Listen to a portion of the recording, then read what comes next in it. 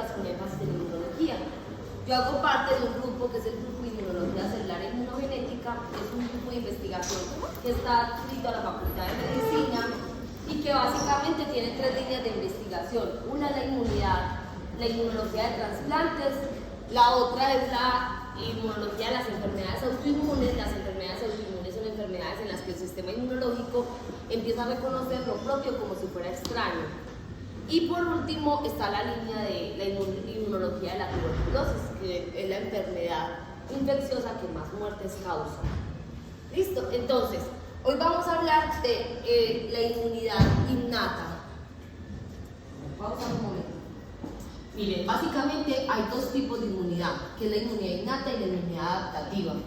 La inmunidad innata es la primera línea de defensa frente a un agente extraño.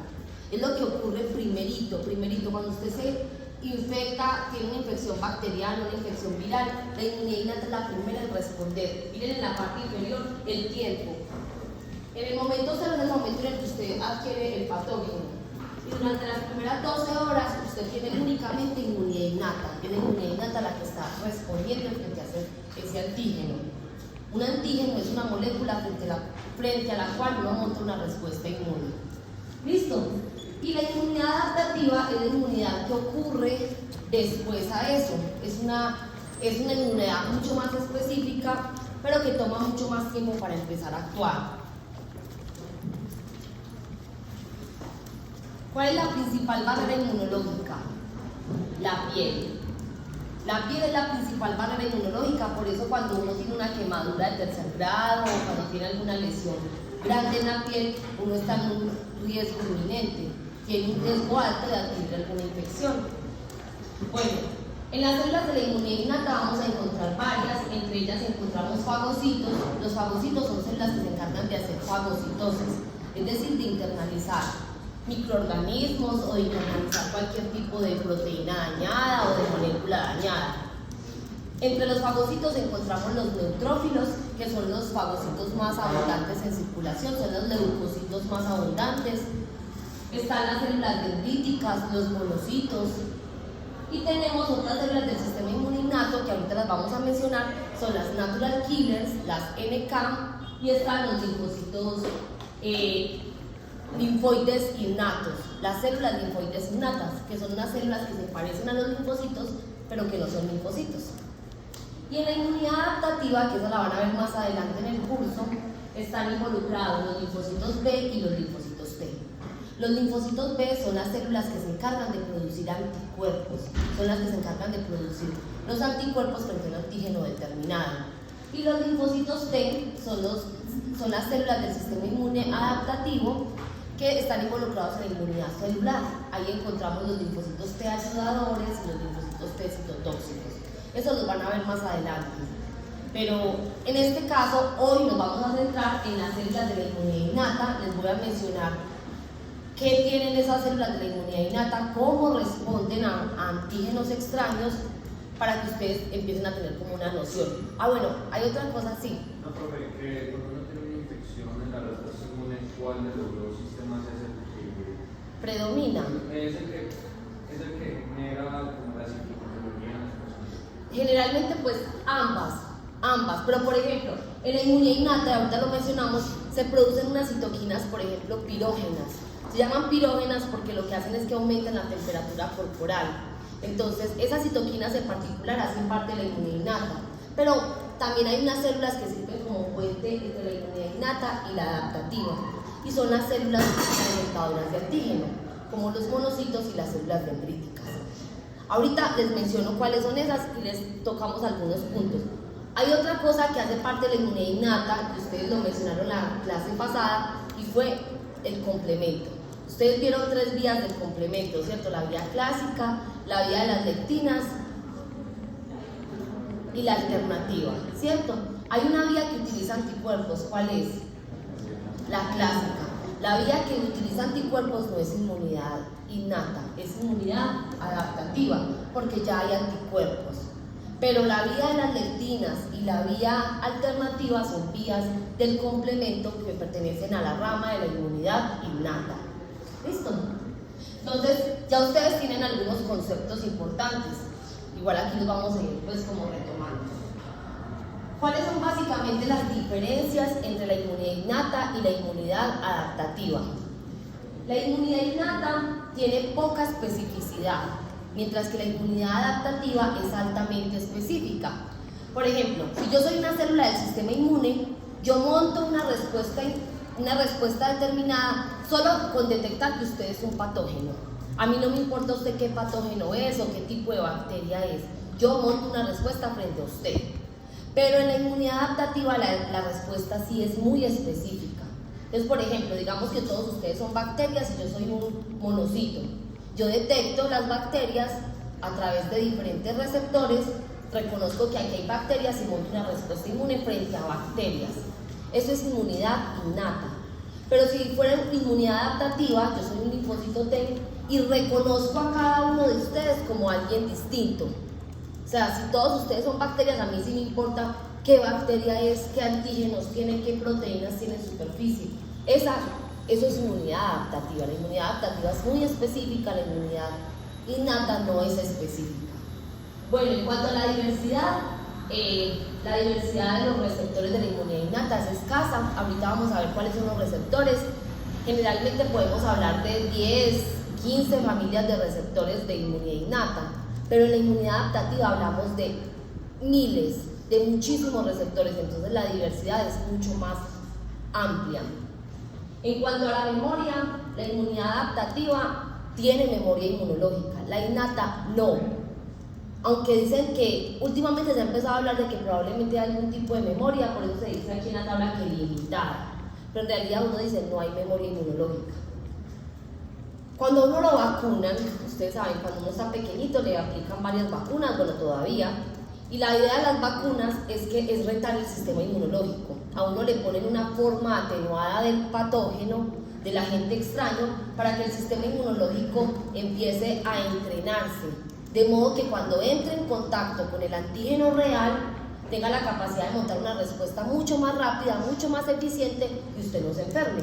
O al menos no de una forma grave, que era lo que ocurría, por ejemplo, en la época de la pandemia, que mucha gente resultó antivacunas, pues gente que han vacunado desde chiquito y resultó antivacunas. Y eran antivacunas, entonces daban muchos argumentos como, pero igual mire, yo conozco mucha gente que está vacunada, pero igual se enferma. Sí, puede que se enferme, pero estaba comprobado que la tasa de muerte disminuía o que las complicaciones disminuían. Entonces, eso es lo que se busca con la vacuna, genera esa inmunidad adaptativa porque genera memoria. En cambio, la inmunidad innata no tiene memoria. O sea, si yo estuve en contacto con este antígeno previamente, yo no recuerdo eso. Nuevamente vuelvo a montar una respuesta como si fuera la primera vez que me encuentro con ese antígeno. En cambio, la inmunidad adaptativa, las células de la inmunidad adaptativa tienen la capacidad de recordar un antígeno que vieron antes y montar una respuesta mucho más eficiente. Bueno, componentes de la inmunidad innata y componentes de la inmunidad adaptativa. En la inmunidad innata tenemos los principales componentes en cuanto a barreras celulares y químicas. Encontramos la piel, las mucosas y algunas moléculas antimicrobianas. Ahí se encuentran unas proteínas que se llaman reactantes de fase aguda, como la proteína C reactiva, que ahorita la vamos a mencionar, y como proteína secretada se encuentra el complemento y varias lectinas. Y en las células que están involucradas en el sistema inmunitario encontramos los fagocitos, ahí están los macrófagos, los monocitos, los neutrófilos. ¿La respuesta inmunológica puede distinguir entre una bacteria y un parásito? Sí, sí puede. No, eso da un poquito de especificidad, no es memoria, sino que tiene la capacidad de diferenciar algunos grupos de patógenos, pero no al grado que lo hace la inmunidad adaptativa, que es capaz de reconocer que usted es una especie de bacteria y él es otra especie de bacteria. O sea, es mucho más específico. ¿Listo? Bueno, aquí se encuentran las células dendríticas, los linfocitos NK o las células NK, los mastocitos y las células linfoides innatas. En cuanto a las proteínas secretadas en la inmunidad adaptativa, encontramos los anticuerpos y las células involucradas en la respuesta inmune adaptativa son los linfocitos T y linfocitos B. Y aquí nuevamente les muestro pues una tabla donde se está dando la diferencia o esa comparación entre la inmunidad innata y la inmunidad adaptativa. Pues esta tabla dice básicamente lo del anterior. Aquí es importante, muchachos, aquí les menciono un libro, este es un libro de inmunología de Pubi, este es el autor, y el otro es el de Abbas, seguramente ya se los recomendaron, ¿cierto? Eso es bueno para que de pronto, yo recomiendo el libro de Abbas porque es un libro en realidad fácil de leer, es un libro con dibujitos que tiene un lenguaje sencillo, se consigue fácilmente. Listo. Entonces, ¿cuáles son las características de este sistema inmune innato? Es la primera línea de defensa frente a infecciones, es la primerita, lo que actúa primero. Se activa rápidamente y no requiere una exposición previa al antígeno. Las barreras físicas y químicas impiden la entrada de los microorganismos. Ya habíamos dicho, la principal barrera es la piel y las mucosas. Elimina células dañadas e inicia el proceso de reparación tisular. Es importante, ahorita lo vemos, el sistema inmune no solo se activa frente a patógenos o frente a bacterias o virus, sino que también se activa frente a cualquier cosa extraña que detecte en el cuerpo. Un ejemplo, una célula tumoral. Una célula tumoral, el sistema inmune tiene la capacidad de reconocer que esa célula no es igual a las células normales y que tiene que haber una respuesta frente a esa. Una proteína mal plegada, una proteína dañada, el sistema inmune es capaz de reconocer que esa proteína no es normal y que hay que montar una respuesta inmune frente a esa proteína. Bueno, proporciona señales de peligro que alertan al sistema inmune adaptativo para que responda. Es lo que hace es que también muchas células del sistema inmune adaptativo, inmune innato, contribuyen a que el sistema adaptativo se active. Desde el punto de vista filogenético es la parte más antigua del sistema inmune. ¿A qué me refiero con esto? Evolutivamente, muchas especies tienen un sistema inmune innato. Lo compartimos con muchísimas especies. En cambio, el sistema inmune adaptativo es mucho más reciente en la evolución y no se presentan organismos tan sencillos, más sencillos. Y muchos microorganismos han desarrollado estrategias para resistir la respuesta inmune innata. Hay células que sirven como un puente entre la inmune innata y la adaptativa. Entonces les voy a mencionar algo. Aquí voy a tratar de hablar más duros para que la vean acá, para poderlo dibujar. Miren, yo tengo aquí una célula que la llamo célula presentadora de antígeno.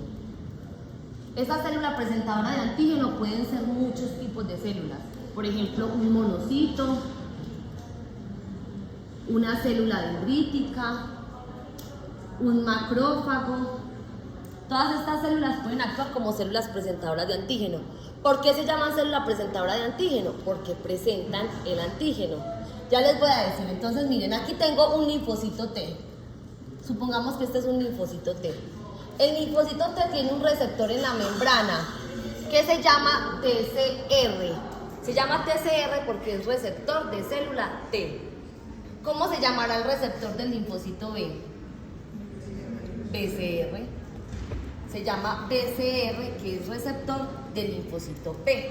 Después van a ver en detalle estos receptores, pero aquí quiero que entiendan esto. Esto es inmunidad adaptativa, listo, los linfocitos. Pero esto es inmunidad innata. Y lo que va a hacer esta célula, supongamos que por acá hay una bacteria. Esta celulita se va a tragar esa bacteria, la va a internalizar aquí en un fagosoma, luego se va a formar un fagolisosoma, que es la fusión de ese fagosoma con los lisosomas. Esta bacteria se va a fragmentar en pedacitos y luego va a ser presentada en la membrana a través de una molécula que se conoce como MHC, molécula del complejo mayor de histocompatibilidad. ¿Qué va a hacer esta célula? Esta célula va a presentar el antígeno aquí para que ésta lo pueda reconocer. Imagínense, el linfocito T es un linfocito que no es capaz es mueco, no es capaz de masticar el antígeno. Y tiene que haber otra célula que lo triture, lo procese y se lo entregue a ella en una cucharita. Entonces, ¿qué va a pasar? Este linfocito T se va a acercar acá y a través de su TCR va a reconocer el antígeno que le está presentando la célula presentadora de antígeno. Por eso se llama célula presentadora de antígeno, porque ella presenta el antígeno. Y esta célula T no es capaz de reconocer ese antígeno solito. Ella necesita que se lo presenten en esta molécula. De lo contrario, no se puede activar. Por eso estas células son tan importantes, porque esta célula es la que permite que ésta se dé cuenta que hay algo extraño para que se active y empiece a actuar. Es decir, al linfocito T y al linfocito B, alguien les tiene que contar que hay una infección. Alguien tiene que ir a decirles, miren, hay algo extraño, es esto lo extraño, monte una respuesta inmune frente a eso. Y entonces estas células, que son células presentadoras de antígeno, son un puente entre la inmunidad innata y adaptativa, porque sin ellas la inmunidad adaptativa no se puede activar. ¿Eso queda claro?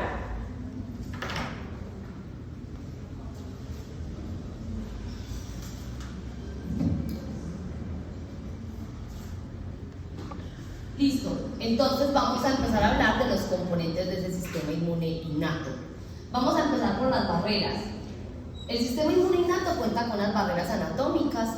La principal barrera es la piel, las barreras externas contra la invasión microbiana, piel, membranas mucosas, que incluyen en los epitelios mucosos, recubren las vías respiratorias, digestivas y genitales y aíslan el interior del cuerpo contra los patógenos del mundo exterior.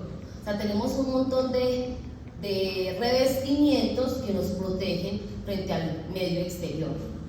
La saliva, las lágrimas y muchas de las secreciones corporales nos protegen también de esos agentes extraños.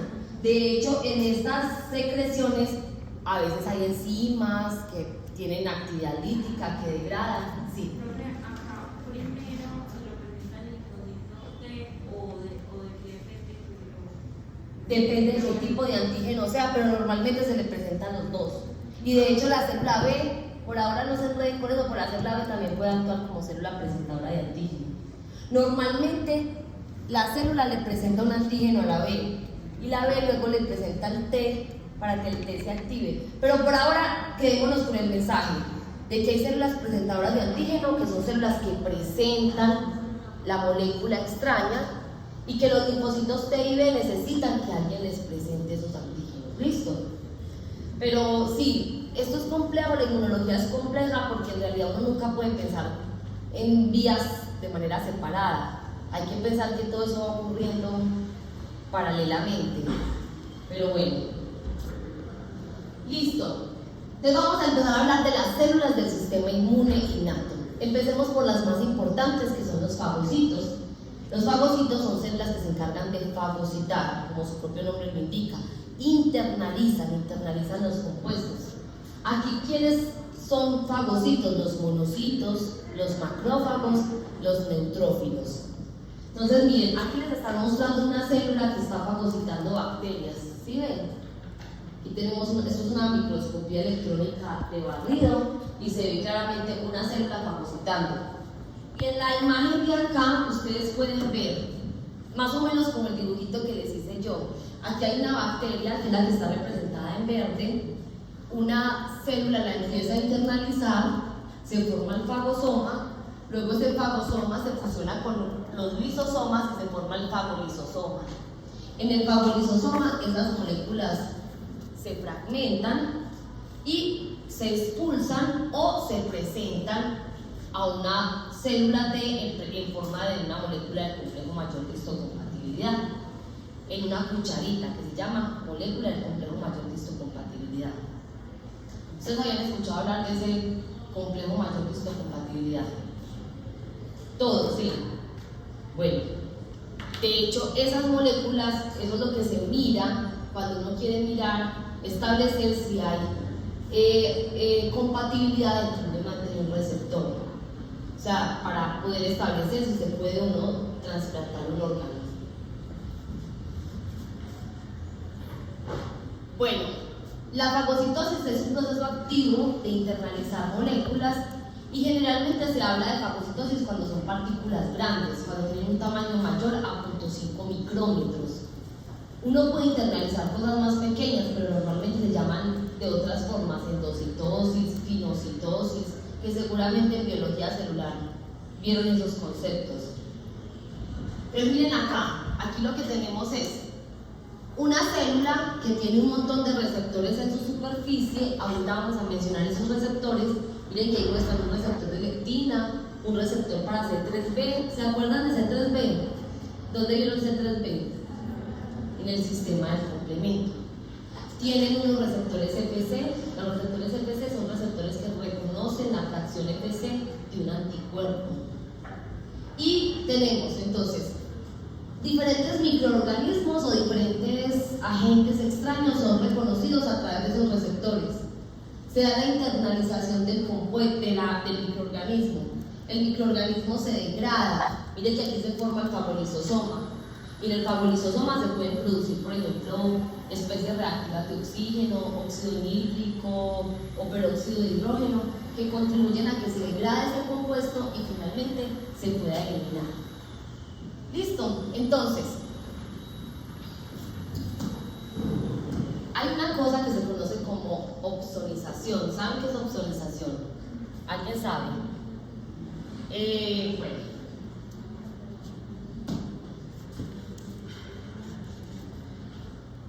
Cuando una célula se opsoniza, es que se pone moñito, se arregla para que otra célula la pueda detectar más fácil y se la coma más fácil, la fagocite mucho más fácil. Se conocen como señales de cómeme, porque son, entonces por ejemplo, esto es una célula, digamos que esto pasa desapercibido frente al fagocito, pero cuando tiene diferentes proteínas en su superficie, se hace mucho más llamativa para que la internalicen. Eso es opsonizar. Cuando se opsoniza algo es que se decora para que pueda ser fácilmente internalizada por una célula. Algunos de los elementos del sistema del complemento sirven como opsoninas. Ejemplo, el C3b. Ese C3b, que es un producto que se genera durante esa formación del complemento, actúa como opsonina, o sea, se puede pegar en la superficie de algunas células, permitiendo que se pueda dar la internalización de una manera mucho más eficiente. Eso se llama opsonización. Bueno, y miren, esta es básicamente la estructura de un anticuerpo. ¿La habían visto antes? No. Bueno, entonces aquí tenemos la fracción FC, que es la fracción constante. Y aquí tenemos la región FAP, o es la fracción de unión al antígeno. Esta fracción FAP es la que se une específicamente al antígeno, es la que tiene especificidad por el antígeno. Y esta es la región que, por ejemplo, es la que permite que se dé la activación del complemento. Ustedes se acuerdan que seguramente Cristian les mostró que se pegaba al anticuerpo y luego venía la proteína C1q y se activaba el proceso, ¿cierto? Entonces, dentro de la célula, en algunas células existen receptores FC, receptores que reconocen esta fracción FC. Entonces, supongamos que esto es una bacteria y que alrededor de la bacteria hay un montón de anticuerpos. Está opsonizada con anticuerpos. Llega otra célula, una célula mucho más grande, que tiene aquí unos receptores FC que reconocen la fracción FC del anticuerpo.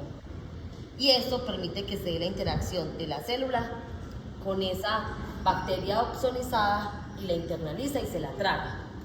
Listo, hay varias estrategias pues que utilizan los fagocitos para poder eliminar diferentes microorganismos.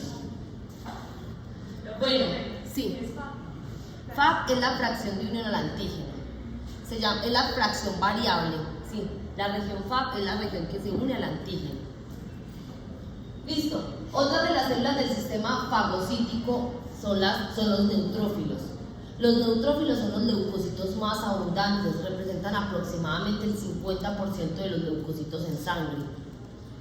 Estas células tienen tienen la capacidad de internalizar moléculas, de fagocitar, tienen otra función bien importante que es la netosis. La netosis es esto que les estoy mostrando acá. Es un tipo de muerte celular en la que el neutrófilo se muere y libera su DNA como si fuera una red para atrapar los microorganismos. ¿Sí ven? Ella liberó todo su ADN y aquí alrededor está atrapando glóbulos rojos, está atrapando bacterias o algunos agentes que se encuentren ahí alrededor dañados. Es una forma como de inmolarse por el bienestar de ustedes. O sea, el neutrófilo detecta que hay algo extraño, prefiere matarse, liberar su ADN y tratar de controlar un poquito como las infecciones. Bueno, y el neutrófilo tiene una característica, seguramente la vieron cuando vieron las células del sistema inmune, y es que tiene un núcleo trilobulado. Ese núcleo de arriba, ¿sí lo ven? Que pareciera como si tuviera varios núcleos, en realidad tiene solo un núcleo, solo que el núcleo está parece como 3 glóbulos distintos y tiene esa característica. Y la otra es que es una célula que contiene muchísimos gránulos. Y cuando generalmente está en un proceso inflamatorio o actuando en un proceso infeccioso, esta célula se degranula, libera los gránulos y se libera el contenido de esos gránulos, que generalmente son enzimas que le permiten degradar o contribuir a matar algunos microorganismos. Bueno, otras células involucradas en el sistema inmune innato son las células dendríticas.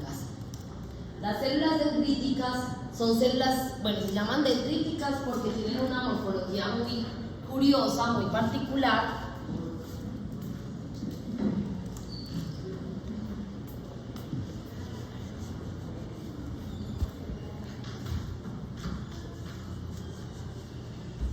Las células dendríticas tienen una estructura como así,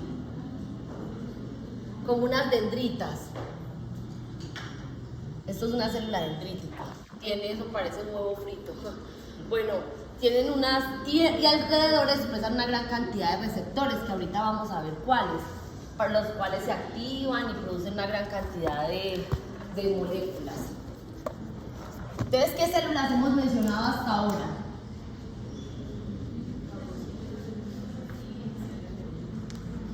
¿Cuáles hemos mencionado? Los neutrófilos. Bueno, hablamos de monocitos y macrófagos.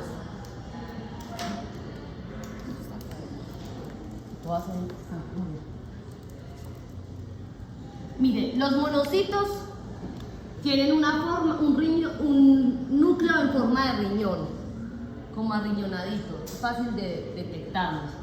Cuando los monocitos migran a tejido, se pueden diferenciar o en macrófago o en célula dendrítica cuando llegan al tejido. Normalmente en circulación uno tiene los monocitos van por circulación y cuando llegan a un tejido se diferencian o en una célula dendrítica o en un macrófago.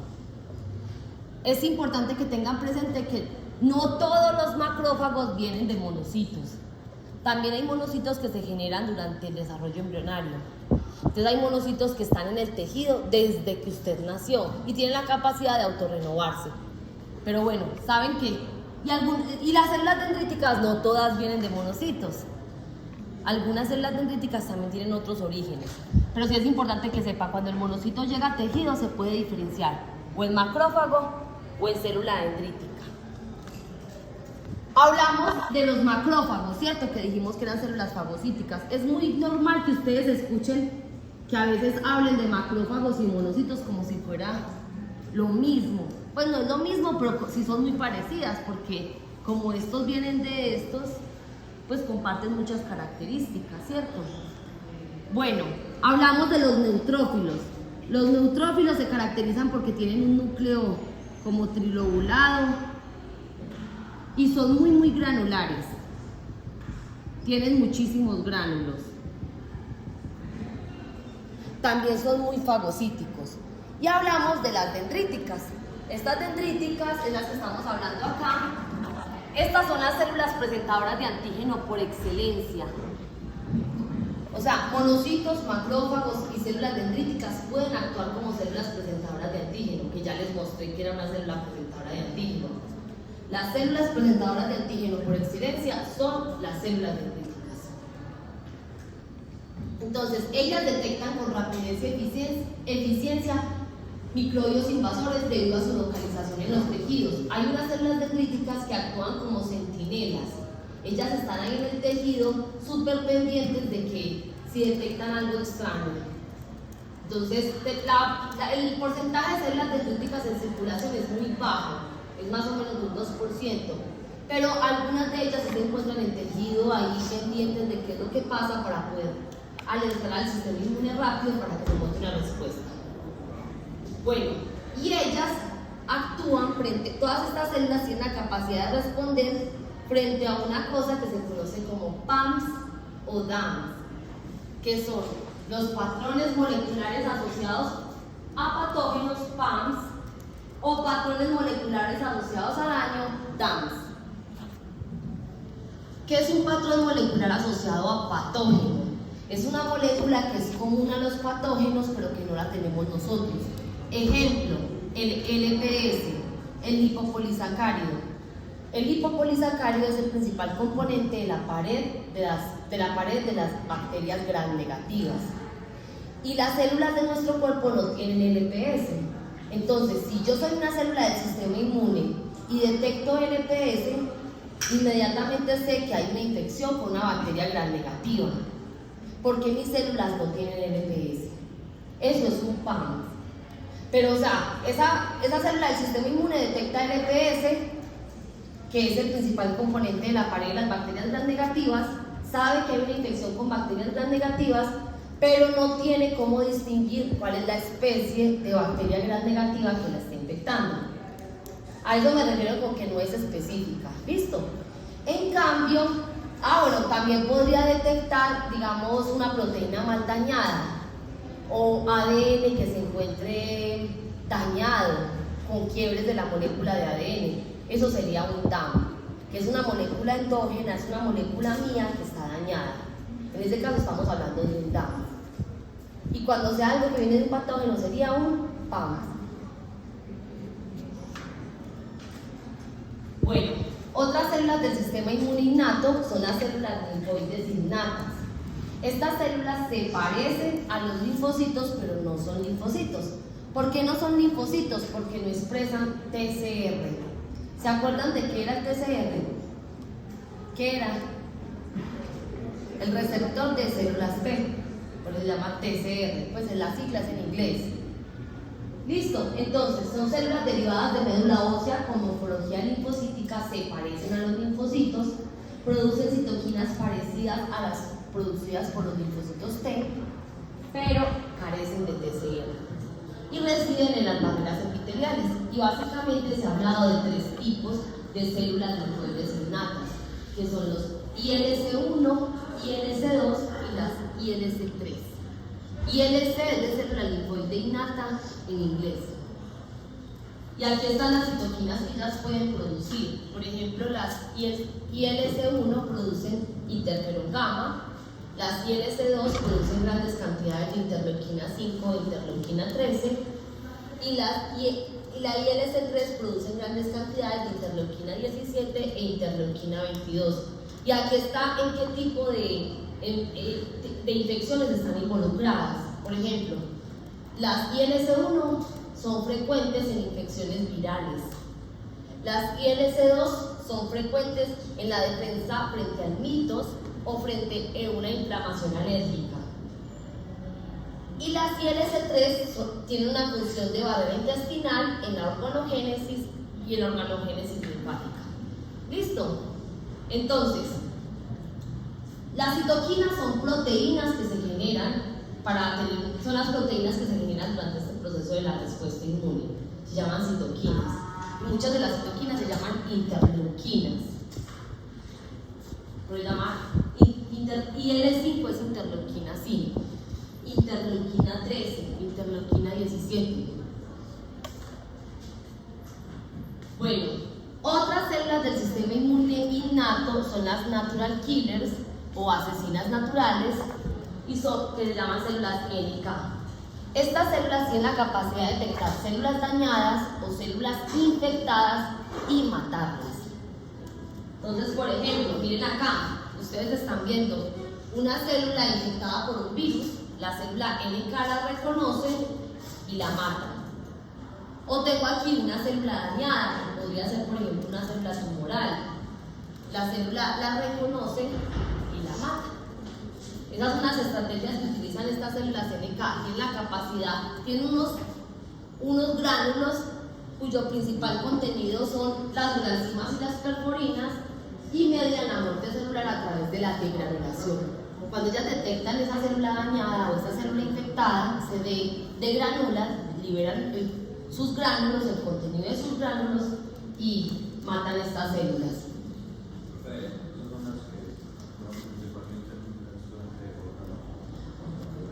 Pues en realidad cuando hay un rechazo participan muchísimas, pero sí ellos también podrían estar involucradas, pero el rechazo puede estar mediado por células de la inmunidad innata, adaptativa, dependiendo también del momento del rechazo. Hay gente que presenta un rechazo agudo, hay gente que presenta un rechazo crónico, ya después de mucho tiempo de estar trasplantado. Miren muchachos, que un trasplante, por mucha compatibilidad que haya entre el donante y el receptor, no deja de ser algo extraño. Por eso es que los pacientes trasplantados deben tomar inmunosupresores, medicamentos para disminuir la respuesta inmune y para que el cuerpo no empiece a detectar eso como extraño. Un embarazo, por mucho vínculo que haya entre la mamá y el niño, ese bebé no deja de ser un cuerpo extraño. Entonces, durante el embarazo también hay unos procesos de regulación del sistema inmune para que la mamá no rechace el bebé. Normalmente empiezan a haber mayor tolerancia, empieza a disminuir la respuesta inmune frente a ciertas cosas. ¿Cuál es el riesgo de inmunosuprimir a un paciente, por ejemplo, en un trasplante? Y es que si yo lo inmunosuprimo y él probablemente no rechace el órgano, pero el estar inmunosuprimido lo hace también más susceptible a enfermedades, a infecciones, porque así como el sistema inmunológico no está respondiendo frente a ese órgano, tampoco va a responder eficientemente frente a una infección viral, una infección bacteriana, entre otras. O por ejemplo en el caso del SIDA, el síndrome de la inmunodeficiencia adquirida, el blanco del VIH son los linfocitos TCD4. Entonces, claro, cuando un paciente está infectado con VIH, el recuento de linfocitos TCD4 disminuye drásticamente, porque como el blanco del virus son los linfocitos T, el recuento disminuye. ¿Qué pasa con una persona que tiene pocos linfocitos T? No tiene un buen sistema inmunológico, no tiene cómo responderse adecuadamente, y por eso los pacientes que tienen el SIDA fácilmente pueden estar muriendo por otro tipo de infecciones, como por ejemplo una tuberculosis, o por una infección que un individuo inmunocompetente, un individuo normal podría resolver fácilmente con algún malestar general o con unos días indispuestos.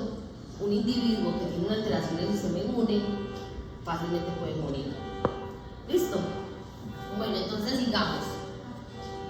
Las células NK, no solo matan las células dañadas y las células infectadas, sino que tienen la capacidad de producir también unas citoquinas que permiten activar el macrófago. Miren, las células NK responden a la interleuquina 2 producida por los macrófagos y secretan interferón gamma que activa el macrófago para que elimine el microorganismo fagocitado. Vean, esto es una ayuda entre los dos. Yo tengo primero un macrófago que fagocitó un microorganismo. Mírenlo acá, lo internalizó. Ese macrófago, en respuesta a esa internalización, fue y le presenta el antígeno.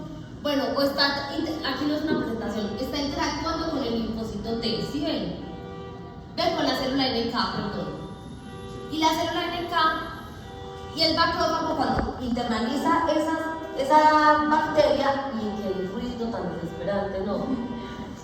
De hecho, me desconcentra horrible. Bueno, volvamos. Tengo un macrófago que internalizó un microorganismo. Este macrófago produce interleuquina 2.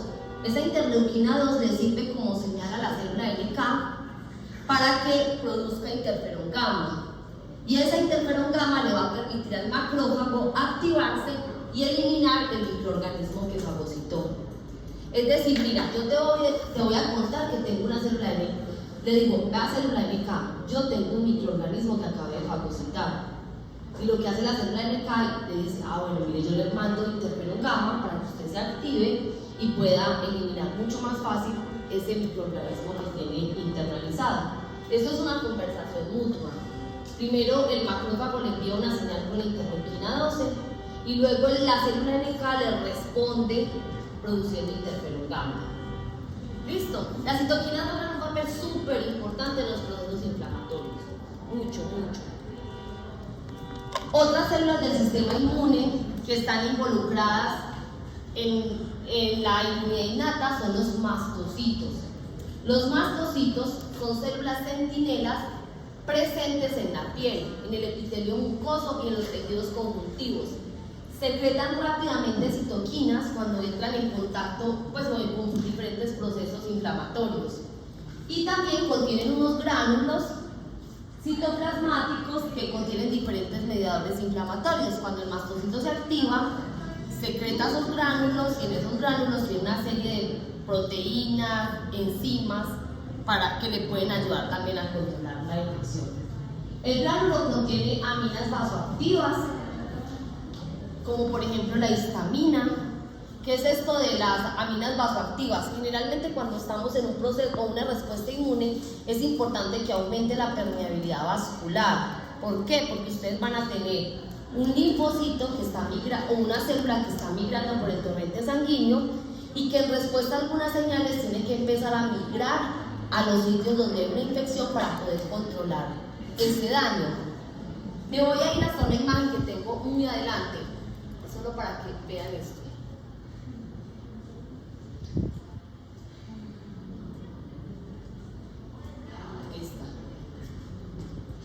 Miren acá, tenemos la piel en la parte superior, ocurrió una lesión, la persona se cortó, se raspó, a través de esa lesión empiezan a entrar microorganismos, en este caso unas bacterias. Cuando llegan aquí, algunas células del sistema inmune innato empiezan a reconocer esas bacterias, como por ejemplo los macrófagos, las células dendríticas, los monocitos. En respuesta a eso, ellas producen algunas citoquinas o algunas proteínas, como por ejemplo la histamina. Estos compuestos pueden permitir que aumente la permeabilidad vascular, permitiendo que estas células que van pasando por acá por el torrente sanguíneo puedan empezar a migrar hacia el sitio de la infección. De ese modo, estas células que van acá migran al sitio de la infección. Allí empiezan a contribuir a este proceso, mírenlas acá, ellas iban migrando y empiezan a llegar al sitio donde estaba la infección y empiezan a contribuir a eliminar esas bacterias.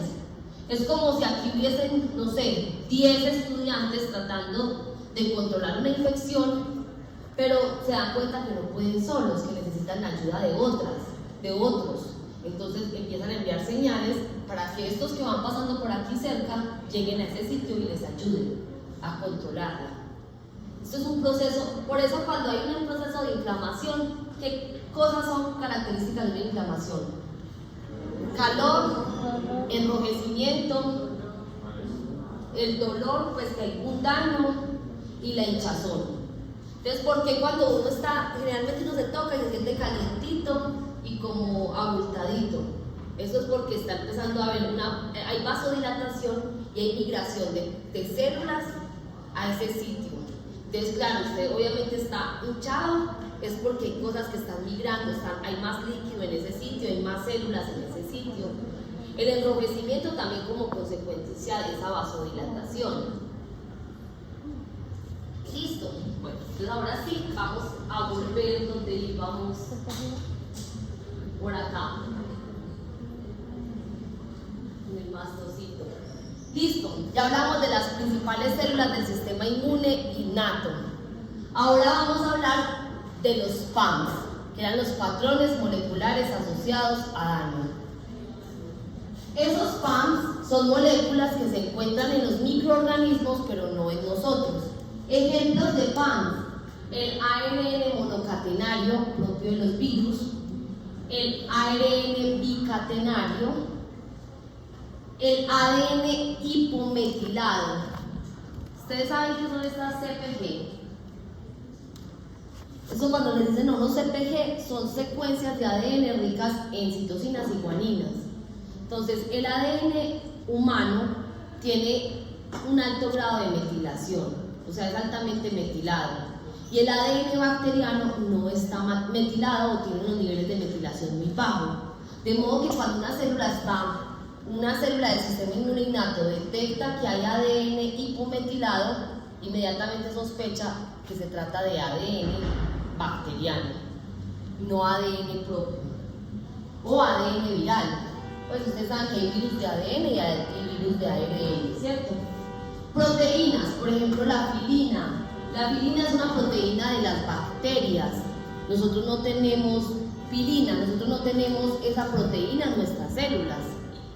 La flagelina también es una proteína propia de bacterias. Entonces, si una célula del sistema inmune innato detecta presencia de flagelina, sabe que se trata de una proteína bacteriana y sabe que se trata de una infección.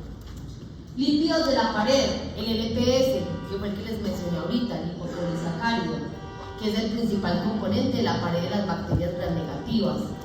Está el ácido lipoteicoico, que es el principal componente de las bacterias gram positivas. Y algunos glúcidos, como el manano, que se encuentra presente en hongos y bacterias, y algunos glucanos que se encuentran presentes en hongos. Entonces, ¿qué son los PAMs? Son moléculas compartidas por diferentes microorganismos. Y tienen una característica muy particular, y es que son moléculas fundamentales para el microorganismo. O sea, el microorganismo sin esas moléculas no vive. ¿Y por qué son tan importantes? ¿Por qué es tan importante esa característica? Porque a veces los microorganismos tienen la capacidad de mutar o de perder algunos componentes para evitar que el sistema inmunológico los reconozca. Y en este caso, por ejemplo, una bacteria gram negativa no se puede deshacer del LPS porque se mata. Entonces, la idea de los PAMs es que sean moléculas propias de los microorganismos y que sean moléculas vitales para ellas. Los DAMs, que eran los que habíamos mencionado ahorita, los patrones moleculares asociados a daño. Estas son moléculas endógenas que producen o liberan células dañadas. Ejemplo, proteínas inducidas por estrés. Hay unas proteínas de choque térmico que se producen bajo ciertas condiciones de estrés celular. Cristales como los cristales de urato monosódico. Proteínas de una matriz extracelular como que se encuentran bajo efectos de la proteólisis. Péptidos proteoglicanos. Componentes de mitocondrias que se encuentran fuera de ellas, como por ejemplo péptidos formilados y ATP, y proteínas nucleares o ácidos nucleicos que se encuentran fuera del núcleo. Está esta proteína HMGB1 y el ADN bicatenario citoplasmático. Digamos, si yo detecto ADN por ahí tirado, una célula por ahí en un tejido y detecta ADN por ahí, eso sería normal. ¿Dónde se encuentra el ADN? En el núcleo, empaquetado en el núcleo. Lo normal es que eso no esté por ahí tirado en cualquier parte.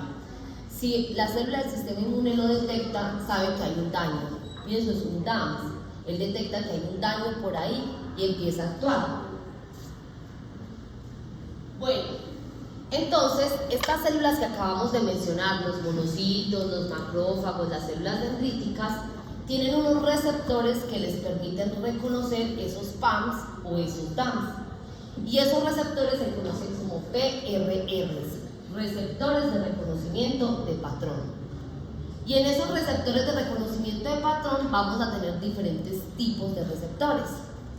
Uno de ellos son los receptores tipo TOL o TLRs.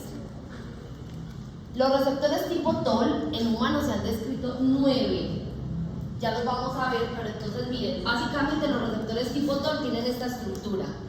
Tienen un dominio extracelular que contiene una región rica en repeticiones de leucina, que es la que se conoce como LRL. Tienen un dominio transmembranal y tienen un dominio citoplasmático.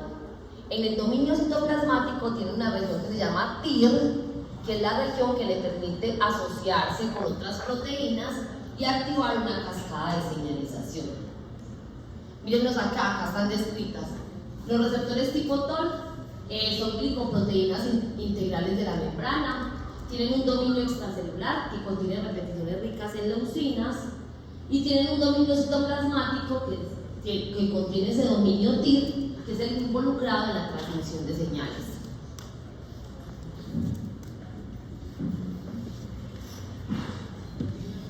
Entonces miren, ustedes van a tener aquí una célula, cualquiera de las células que mencionamos, algunas van a expresar más receptores que otras, pero pensemos en un monocito. Vamos a pensar en un monocito. Y este monocito expresa en su superficie diferentes tipos de receptores para poder reconocer esos PAMs y esos DAMs. Uno de esos receptores son los TLRs, los Toll-like receptors, los receptores tipo TOL. Entonces, estos TLRs son fundamentalmente 9 tipos. Algunos de ellos se expresan en la membrana celular y otros se expresan en los endosomas. Entonces tenemos, por ejemplo, el TLR9, el 8, el 7 y el 3 son endosomales. Miren qué es lo que reconocen estos. El TLR9 reconoce ADN hipometilado, reconoce ADN. El TLR8 reconoce ARN monocatenario. El TLR7 reconoce ARN monocatenario.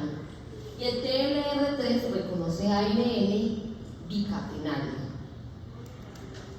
Los que están en la superficie, tenemos que el TLR2 reconoce peptidoglicano bacteriano, el 4 reconoce LPS, el 5 reconoce la flagelina bacteriana.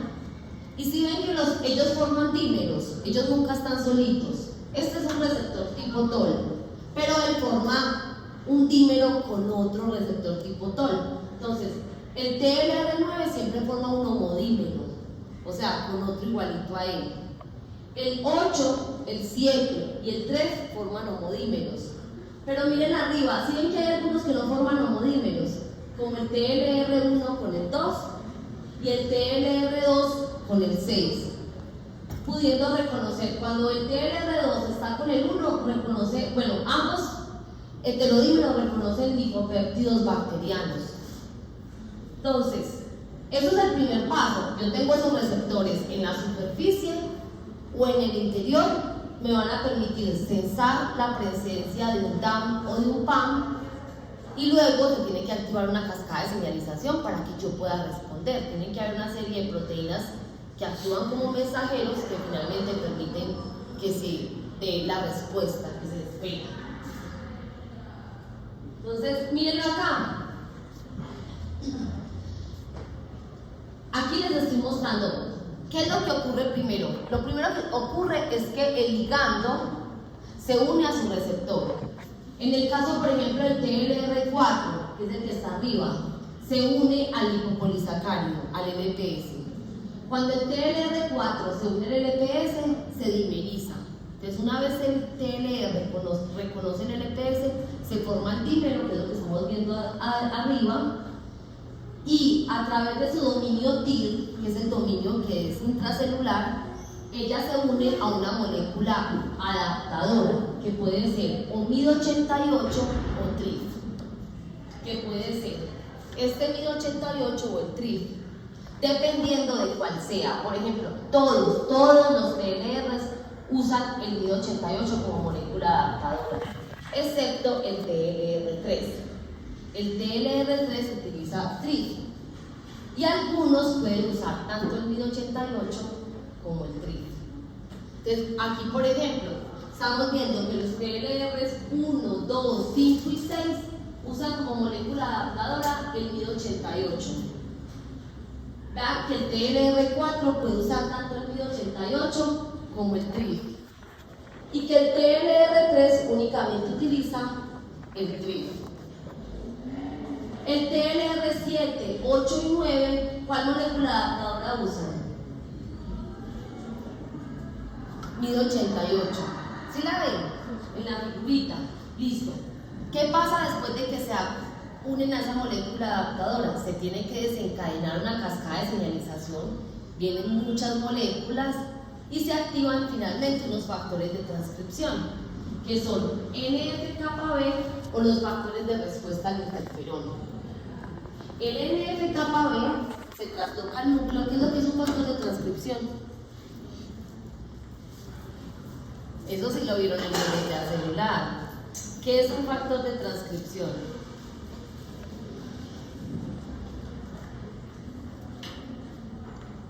Y en los talleres de integración, ¿no vieron nunca un factor de transcripción? Bueno, un factor de transcripción es una proteína que se trasloca al núcleo, tiene la capacidad de unirse al ADN y favorecer el proceso de la expresión génica. Entonces, miren, el NF-kappa B cuando se trasloca al núcleo favorece la expresión de genes inflamatorios de algunas citoquinas. ¿Las citoquinas cuentan como factores? No, las citoquinas son el producto final. El factor de transcripción es la proteína que va, se une al genoma y se da el proceso de la transcripción. ¿Ustedes se acuerdan? Replicación, transcripción, traducción. Bueno, entonces miren, aquí se producen unas citoquinas como el TNF, el factor de necrosis tumoral, la interleuquina 1, la interleuquina 6, algunas quimoquinas como el CCL2, el CXCL8, algunas moléculas de adhesión endotelial como las selectinas o algunas moléculas coestimuladoras como el CD80 y el CD86. Ustedes saben que son quimoquinas. ¿Alguien sabe qué es una quimoquina? Los que guían la quimiotaxis son moléculas que normalmente se producen en un sitio en particular y sirven como una señal para atraer otras. Esas son las quimoquinas. Las células también expresan receptores de quimoquinas que les permiten migrar en respuesta a gradientes de quimoquinas. Entonces, por ejemplo, yo tengo un receptor que se llama CX3CR1, que es un receptor de una quimoquina que se llama fractalquina. Y en algunos tejidos, digamos en un riñón, que tiene de un paciente con una nefritis, se empiezan a producir niveles altos de fractalquina. Esa fractalquina le envía señales a las células que expresan el receptor de la fractalquina para que empiecen a migrar a ese sitio. Y eso es una forma incluso para medir tipos en los casos de nefritis lúpica.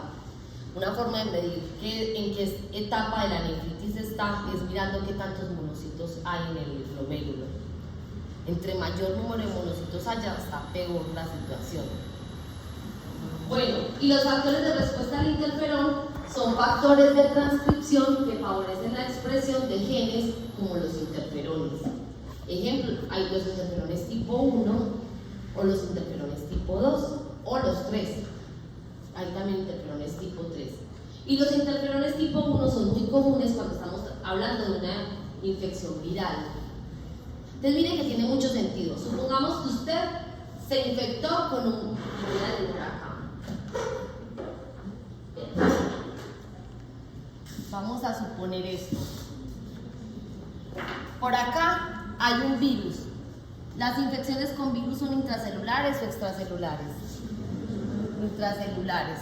Entonces vamos a suponer que por acá hay ADN viral. ¿Listo? Que este ADN viral es reconocido por el TLR9, que recuerden que el TLR9 es intracelular, ¿cierto? Se expresa en los endosomas. Entonces aquí se activa el TLR9. Esto activa a una molécula adaptadora que es MID88. Ah, no, pongámosle que activa, bueno, puede activar a los dos. Activa a MID88 y por este lado activa a TRIF.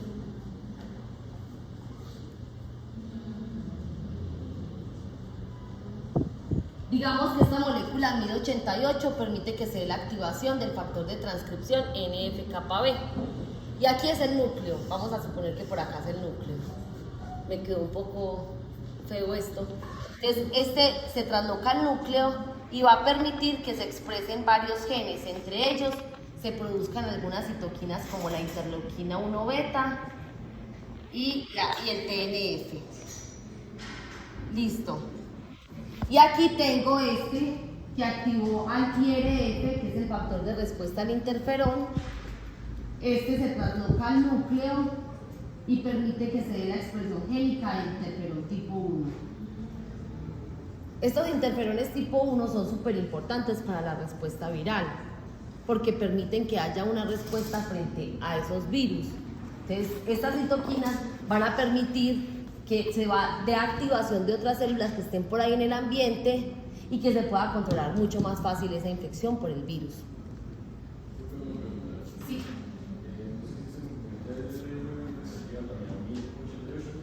Ajá, sí.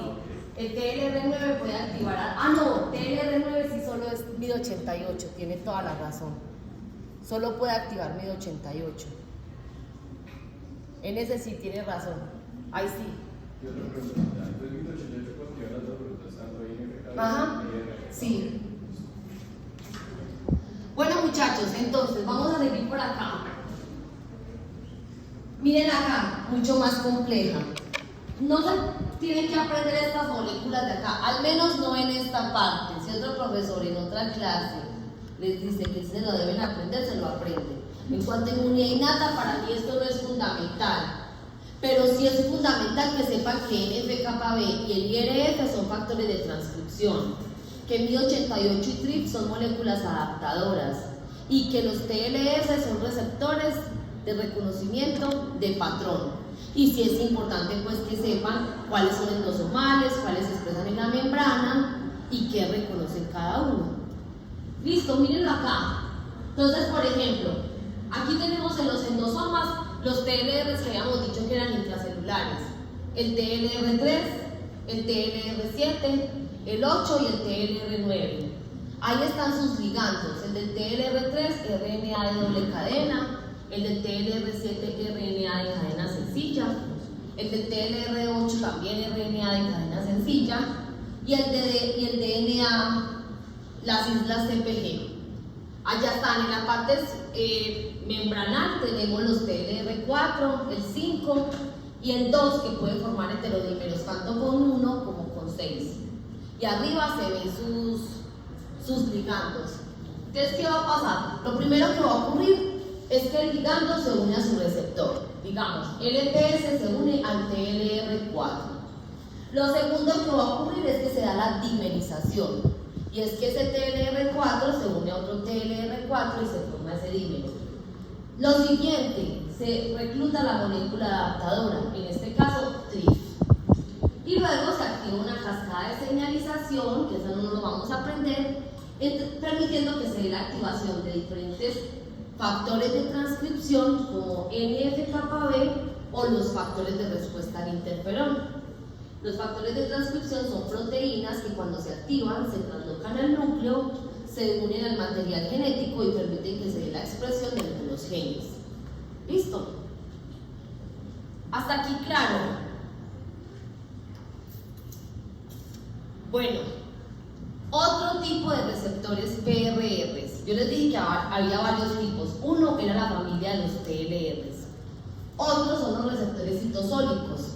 Entre ellos encontramos varios, que son los receptores tipo NOT, los receptores tipo RIC y los receptores de ADN citosólico. Y vamos a hablar de cada uno de ellos por separado.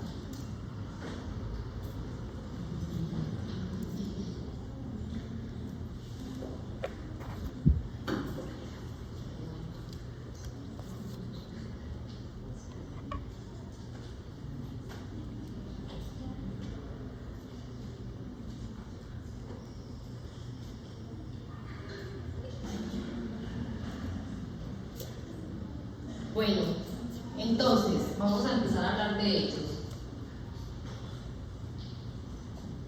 Los receptores tipo NOD o NLLs son una familia de más de 20 proteínas, algunas de las cuales reconocen PAMs y otras reconocen DAMs, igual que los TLRs también pueden reconocer PAMs o DAMs. Reclutan otras proteínas para formar complejos transmisores de señales que promueven la inflamación. Generalmente se hablan de diferentes subfamilias, entre ellas encontramos los NLRA, NLRB, NLRB, NLRC y los NLRP. Y cada uno tiene un dominio terminal diferente. Ya vamos a ver la estructura de esos. Entonces, miren, estos son los receptores tipo NOD, son las diferentes subfamilias y aquí ven la estructura. En el extremo C-terminal tienen una región rica en repeticiones de leucina, parecido a lo que se veía en el TLR, ¿cierto? ¿Se acuerdan que tenía una región rica en repeticiones de leucina? Tienen luego una región NACH, que es esta de acá, que es una región que le permite unirse a otras proteínas. Y por último tiene el dominio efector. El dominio efector sí es diferente dependiendo de qué subfamilia sea. Y ese dominio efector depende pues de la función que ellos tienen. Por ejemplo, este dominio de NLRP es un dominio PIR. Este es un dominio pirógeno, es un dominio que le permite unirse a otras proteínas y finalmente permitir la producción de citoquinas pirógenas, proteínas que tienen la capacidad de inducir un incremento en la temperatura corporal, fiebre. Entonces, ¿cómo son estas estructuras? Tenemos en el dominio C-terminal repeticiones de leucinas encargados del reconocimiento del ligando. En el dominio central, el dominio NACH, que es el que se encarga de unir varias proteínas NLR entre sí. Y está el dominio efector, que se encuentra en el extremo N-terminal, que es el que le permite cumplir una función particular. Hay dos receptores bien importantes en los receptores tipo NOD, hay muchos, pero vamos a mencionar estos dos y otro que es el que permite la formación de un complejo proteico que se conoce como inflamosoma. Entonces, NOD1 y NOD2 se expresan en el citosol de varios tipos de células, incluidas las células epiteliales de mucosas y los fagocitos, y generalmente responden a peptidoglicanos de la pared bacteriana. Y vamos a hablar de otro, que son unos NLRs involucrados en la formación de un complejo proteico que se conoce como inflamosoma. Los inflamosomas son muy importantes porque son los que permiten que se produzcan dos citoquinas proinflamatorias muy importantes, que son la interleuquina 1 beta y la interleuquina 18. La interleuquina 1 y la interleuquina 18 son dos citoquinas pirógenas y son dos citoquinas muy importantes del sistema inmune innato. Entonces ya les voy a mostrar cómo se genera. Miren, este es el inflamosoma NLRP3, es el más conocido.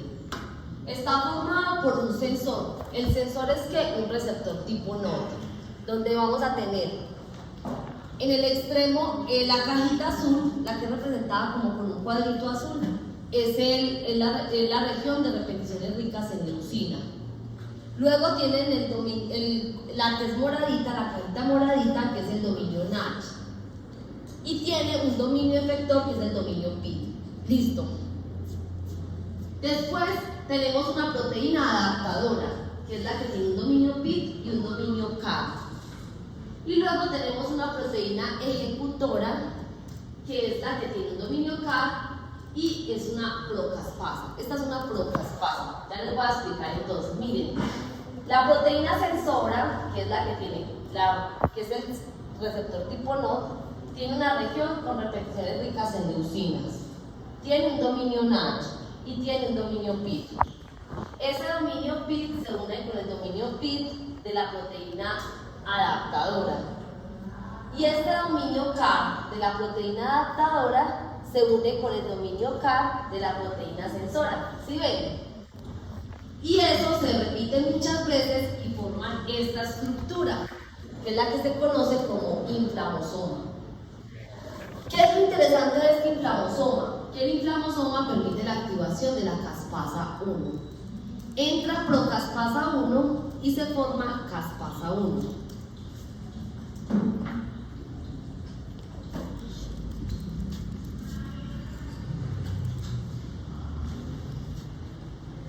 Después de esto tienen más clase.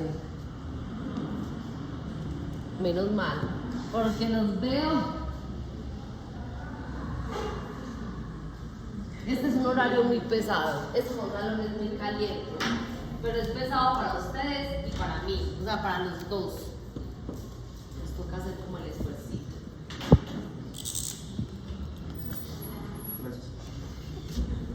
Miren, se forma el inflamosoma. El inflamosoma permite que entre procaspasa 1, que digamos que es esta proteína completa, y salga caspasa 1, que es una proteína clivada. Supongamos que esta partida, en la que ya le partimos este pedacito, es la activa. ¿Qué va a hacer esta caspasa 1? Esta caspasa 1 es muy importante porque es la que permite que la prointerleuquina 1 y la prointerleuquina 18 se cliven y se forme interleuquina 1 e interleuquina 18. Estas dos citoquinas están en su forma inactiva, pero cuando la caspasa 1 las cliva, están en su forma activa. ¿De dónde sale esta prointerleuquina 1 y esta prointerleuquina 18? De la activación por otros receptores, como por ejemplo los TLRs, que ahorita la vemos en una imagen. Pero entonces, ¿qué va a pasar? Digamos que el TLR permitió que se activara la vía NF-κB, que el NF-κB produjera estas dos citoquinas en su forma inactiva, y la vía del inflamosoma permitió que se activara la caspasa 1, y la caspasa 1 permitió que estas formas inactivas pasaran a ser la forma activa. Entonces, esto es una red en donde tiene que estar todo funcionando. Mírenlo acá, aquí tenemos el inflamosoma. Entonces, ¿cómo se da la formación de ese complejo proteico? Primero, unión del inflamosoma NLRP3 a su ligando.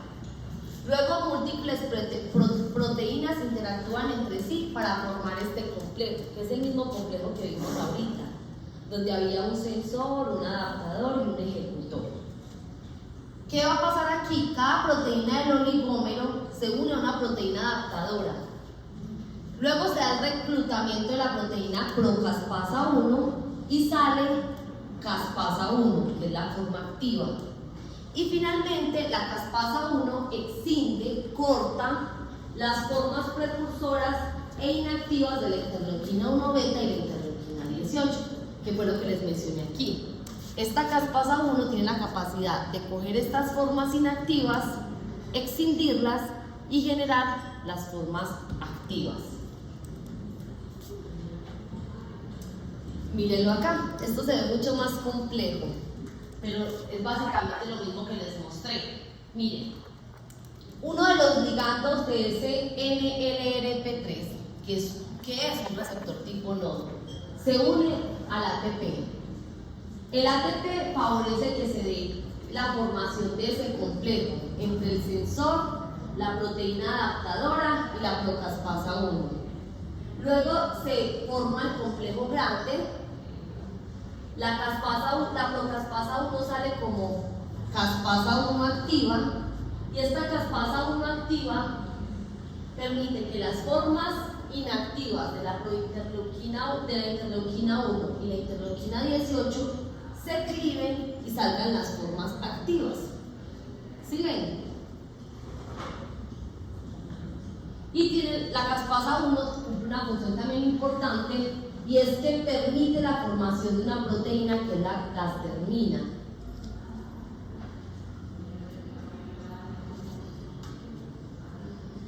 Esa gastermina lo que hace es que permite que se forman unos polímeros que permiten la salida de esas citoquinas al espacio extracelular, porque necesitamos que estén afuera para que puedan empezar a tener un efecto. O sea, la célula no hace nada si produce citoquinas y las deja adentro, las tiene que sacar.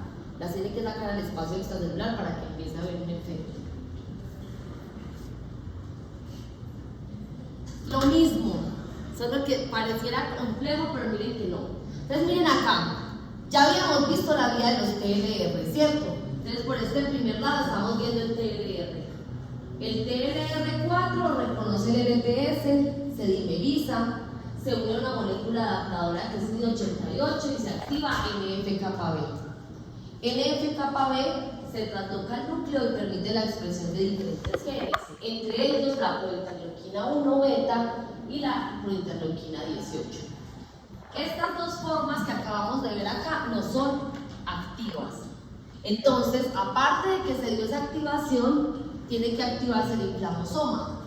Por acá se activó el inflamosoma, la procaspasa 1 se convierte en caspasa 1 y esta caspasa 1 corta estas prointerleuquina 1 beta o prointerleuquina 18 y permite que se genere interleuquina 1 beta e interleuquina 18 en su forma activa. Y estas ya pueden ser liberadas. Ahí ven un montón de cosas, pero en realidad lo que estamos viendo es cómo la vida del TLR puede permitir que se sobreexpresen estos genes y la vida del inflamosoma permite que estas proteínas inactivas se generen en su forma activa. Algo parecido a lo que vieron en la vida del complemento. Ustedes vieron que habían proteínas que se tenían que cortar. Entonces, por ejemplo, C3 se cortaba y quedaba un fragmento, C3b, C3a, ¿cierto?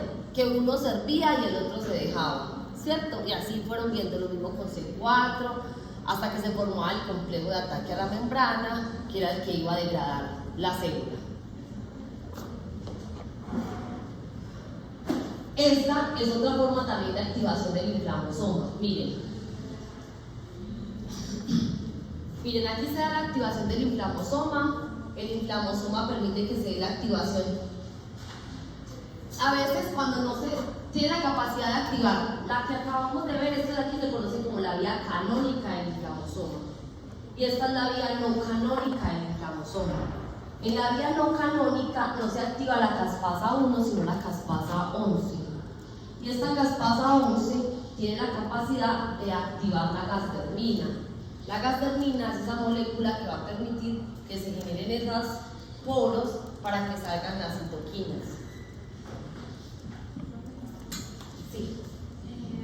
Pero pues como estaban en el gráfico anterior, se necesita tanto las interleuquinas como la gasdermina para que se produzca. Entonces, los dos Tiene que estar ocurriendo exactamente lo mismo de veloso. También tiene que haber algo que produzca las formas inactivas de estas citoquinas. las dos formas de activación. Ajá. Exacto, tiene que estar ocurriendo para que se pueda estar produciendo las citoquinas en su forma activa. Listo. Esto es una imagen para mostrarles ese compuesto que se llama MSC 950. Es un compuesto que se ha utilizado para inhibir el inflamosoma.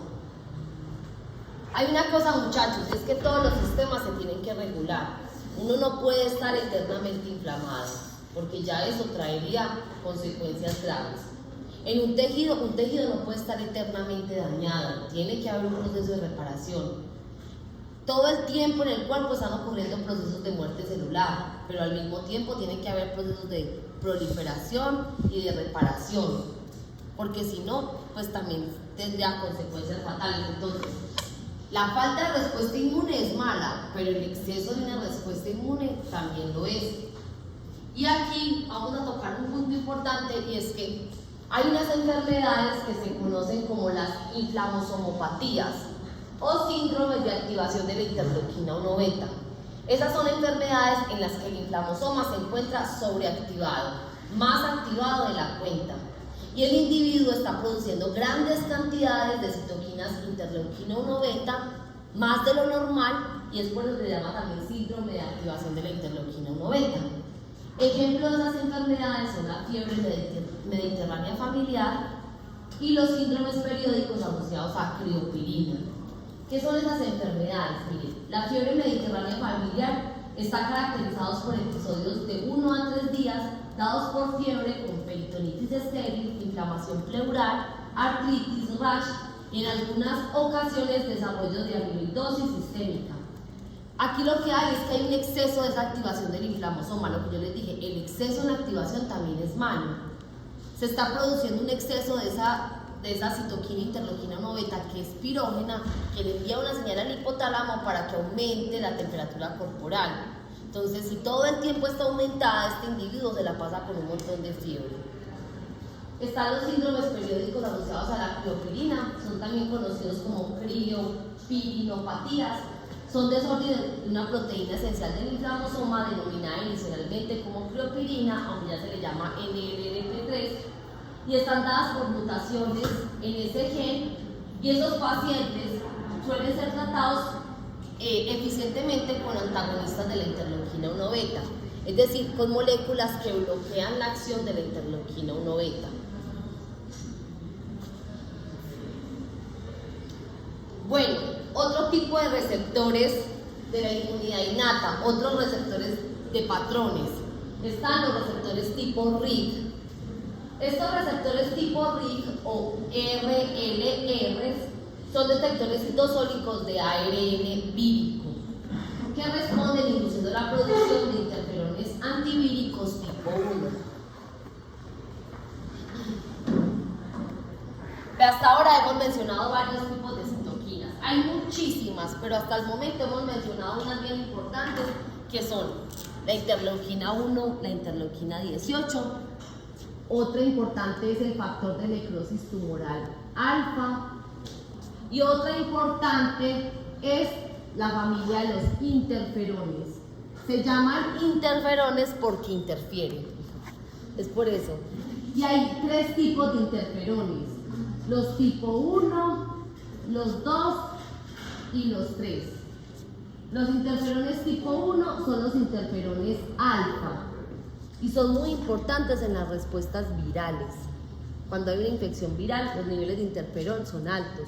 De hecho, hay enfermedades que se conocen como interferonopatías, que son enfermedades que se caracterizan por presentar niveles muy altos de interferón. Un ejemplo de ella, el lupus eritematoso sistémico, que es una enfermedad autoinmune. Aquí tenemos, bueno, aquí está también el beta. Y aquí tenemos los interferones tipo 2 como el interferón gamma y el interferones tipo 3, el interferón lambda. Listo, en este caso están mencionándole los tipo 1 porque son los importantes para las respuestas virales. Por eso, cuando un receptor tipo RIG detecta ARN viral, permite que se dé la producción de interferones tipo 1, que son los interferones asociados con esa respuesta. 2 de los LRLs mejor caracterizados son los RIG1 y el MDA5.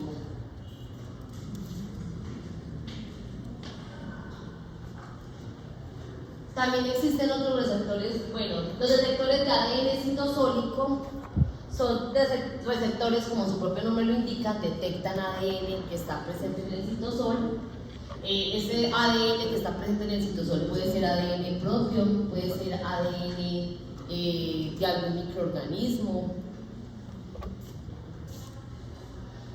Y aquí hay una vía de señalización bien importante mediada por esos receptores de ADN citosólico, que es la vía Cgas-STIM. Entonces, miren, ¿cómo se da la activación de esta? Tenemos ADN bicatenario en el citosol. Ese ADN bicatenario es detectado por un receptor de ADN bicatenario, como por ejemplo Cgas. Cgas se une al ADN. Esto permite que se dé la activación de una molécula señal denominada Cgam. Yo estoy describiéndoles los pasos allá. Cgam se une al dominio citoplasmático de una proteína que se encuentra en la membrana del retículo endoplásmico que se llama STIM. Y esta proteína STIM se trasloca al aparato de Golgi, donde permite que se dé la activación de una quinasa que se conoce como TBK. Y TBK1 se activa y activa a ILF3, que son los factores de respuesta al interferón, que son factores de transcripción que se traslocan al núcleo y permiten la expresión de diferentes tipos de interferón, en este caso de interferones tipo 1, que son los interferones asociados con la respuesta viral.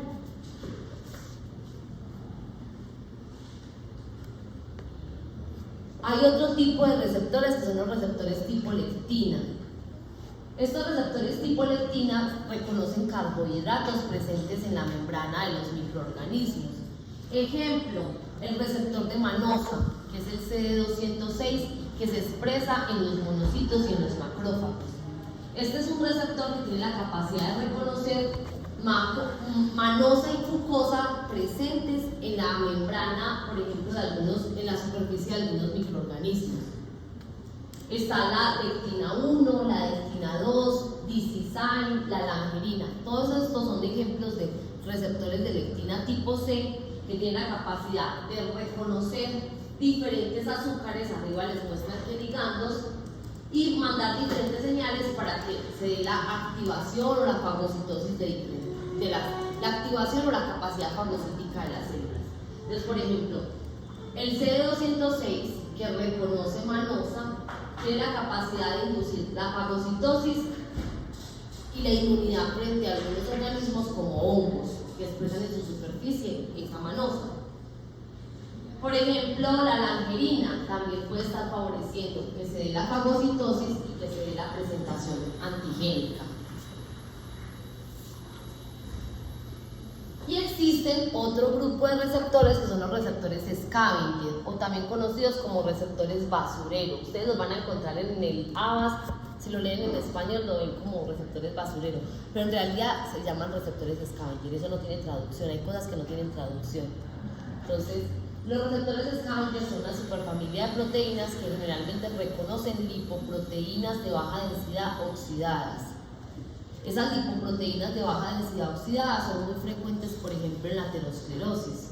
Cuando una persona tiene aterosclerosis, que hay una acumulación de lípidos en la pared de los vasos sanguíneos, que eso puede estar generando unos taponamientos y finalmente pues un mayor riesgo de desarrollar algunas enfermedades, ¿cierto? Como un infarto o algo así. Bueno, y aquí no vamos a adentrarnos porque ya ustedes vieron esto. Pero otro de los elementos importantes del sistema inmune innato es el sistema del complemento. En el complemento nosotros encontramos que hay tres tipos o tres vías: la vía clásica, la vía alterna y la vía de las lectinas. La vía clásica ya habíamos dicho que involucra anticuerpos, o sea que no hace parte de la inmunidad innata, hace parte más de la inmunidad adaptativa. Y la vía alternativa y la de las lectinas son procesos de la vía alternativa, que ustedes vieron. ¿Para qué sirve esa vía? Es el sistema del complemento. Es un proceso mediante el cual se hacen unos ensamblajes proteicos que permiten la ruptura de las células. Entonces, ustedes vieron que se formaba el complejo de ataque a la membrana, eso era como unos poros a través de los cuales empieza a entrar agua u otras sustancias que hacen que la célula se lise, se rompa. Ahí está, esta es una figurita que resume las tres vías del sistema del complemento. En la parte superior la vía clásica, donde está involucrada la proteína C1Q, la vía alternativa y la vía de las lectinas. En todas, finalmente, ¿a qué se llega en común? A que se forma este complejo de ataque a la membrana, que son esos poros que se forman en la membrana de los microorganismos que llevan a que estos sean lisados. Hay una cosa importante y es como resultado de esa extinción, de extinguir diferentes proteínas, se generan algunas moléculas que actúan como opsoninas. Miren, la C3b tiene la capacidad de opsonizar las bacterias. ¿Qué era opsonizar?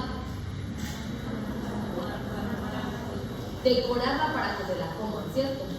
Entonces, miren que esta bacteria que tiene C3b pegado es fácilmente reconocido. ¿Esto qué es? ¿Qué célula es esta?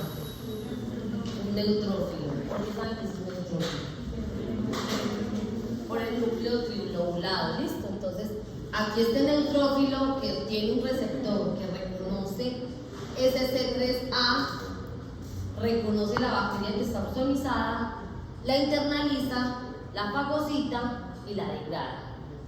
Entonces, mire que a la par están ocurriendo varios procesos. Está ocurriendo el sistema del complemento y a su vez el sistema del complemento está generando estos fragmentos C3A que tal vez uno pensaría no sirven para nada, lo único que sirve es es el 3B. No, también esos fragmentos pueden llegar y pegarse y obsolesarse o actuar como quimoquinas, permitiendo que vengan otras células al sitio de la inflamación.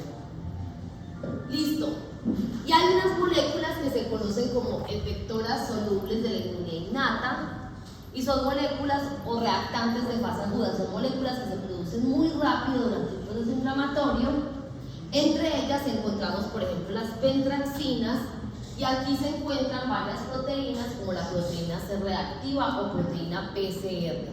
Ojo, esta PCR es distinta a la reacción en cadena de la polimerasa, que también es PCR, pero son dos cosas distintas. Esta es una proteína, la proteína C reactiva, y la otra es una técnica de biología molecular.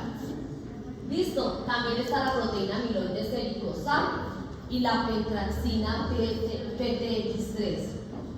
Estas moléculas generalmente se encuentran en altos niveles cuando una persona está atravesando por un proceso inflamatorio. Ustedes han visto que a veces le mandan a las personas a que se miren los niveles séricos de PCR, de la proteína C reactiva. Eso para entender si ya está atravesando por un proceso inflamatorio en particular. Bueno, los ligandos moleculares reconocidos por la proteína PCR y la SAP son la fosfolipcolina y la fosfatidiletanolamina. Y esas dos fosfolípidos son presentes normalmente en las membranas bacterianas y se exponen en células apoptóticas. Entonces, este tipo de proteínas son altas cuando tenemos microorganismos o cuando hay una alta tasa de muerte celular. Aquí hay otras proteínas también efectoras solubles, como las colectinas. Aquí está la proteína MBL y están las proteínas surfactante pulmonar, SPA y SPD. Estas son proteínas que normalmente se pueden evaluar en su concentración sérica para establecer o no pues, que haya o no inflamación. Otras proteínas son las pipolinas. Entonces aquí hemos visto varias proteínas que pueden estar en el suelo que también están contribuyendo a ese proceso del proceso inflamatorio, de la respuesta inmune innata, perdón.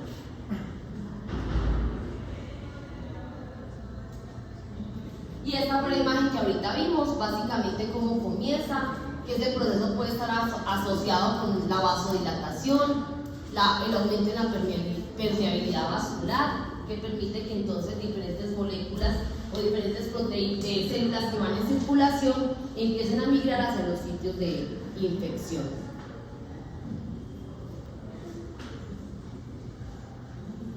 Y aquí, muchachos, hay algunas de las citoquinas que les mencioné previamente y les voy a mostrar. Esta tablita lo que hace es que resume cuál es el tamaño de la proteína, cuál es la principal fuente, o sea, quiénes son las células que producen esa citoquina y cuál es la función. Muchas de ellas, y se las voy a mostrar a continuación, están involucradas, por ejemplo, en la fiebre. Miren acá, el TNF y la interleuquina 6 y la interleuquina 1 pueden actuar permitiendo que haya un incremento en la temperatura corporal. Si yo conozco todos estos procesos, y esto es una cosa muy importante, muchachos, y es que a veces digamos que se está tanto en la clínica que uno se olvida de lo básico, de lo celular, de lo molecular. Y si un químico farmacéutico, si una persona quiere diseñar un compuesto para quitar la fiebre, tiene que conocer todo el mecanismo. De lo contrario, no va a conocer cuáles son los blancos. Si yo sé que la interleuquina 1 beta envía señales para que la temperatura corporal aumente, es una buena estrategia bloquear la interleuquina 1. Miren, por ejemplo, aquí hay una cosa y es que el TNF y la interleuquina 6 actúan sobre el hipotálamo para inducir el aumento en la temperatura corporal, que es la fiebre. Esas citoquinas aumentan la síntesis de prostaglandinas en las células hipotalámicas y las prostaglandinas estimulan la producción de neurotransmisores que ajustan la temperatura corporal en estado de equilibrio. O sea, eso también se apaga en algún momento. Uno no puede tener fiebre todo el tiempo, eso es demasiado peligroso. Entonces, los inhibidores de las prostaglandinas, como el ácido acetilsalicílico, inhiben la fiebre. O sea, si uno conoce exactamente cuál es la molécula que está involucrada en aumentar la temperatura corporal, uno puede saber qué molécula bloquear, hacia dónde dirigir un compuesto. Miren otras, muchachos. El TNF y la interleuquina 1 beta también pueden estar favoreciendo que haya un incremento en la hematopoiesis y que haya un aumento en la producción de leucocitos. Por eso a veces hay leucocitosis. Es un incremento en el número de leucocitos en circulación. Y aquí está, este es simplemente como los efectos que pueden estar teniendo diferentes de las citoquinas en diferentes puntos. Miren acá, por ejemplo, el TNF puede estar aumentando la permeabilidad vascular. El aumento de la permeabilidad vascular va a permitir que más células que van viajando por el torrente sanguíneo lleguen al tejido o al sitio de inflamación. Tenemos aquí algunas que producen, por ejemplo, un incremento en los leucocitos en circulación. Vemos, por ejemplo, que también que la interleuquina 1, la interleuquina 6 y el TNF pueden actuar sobre el hígado y permitir que se produzcan algunas proteínas de fase aguda, como la PCR, la proteína amiloide sérica. Pueden actuar sobre el hipotálamo para inducir un aumento en la temperatura corporal, bueno, y tienen diferentes tipos de efectos. Esto es todo, muchachos, lo que les iba a presentar hoy. No sé si tienen alguna pregunta, alguna duda. Queda claro que es el sistema inmune innato. Yo se las comparto mañana. Listo, muchachos, nos vemos.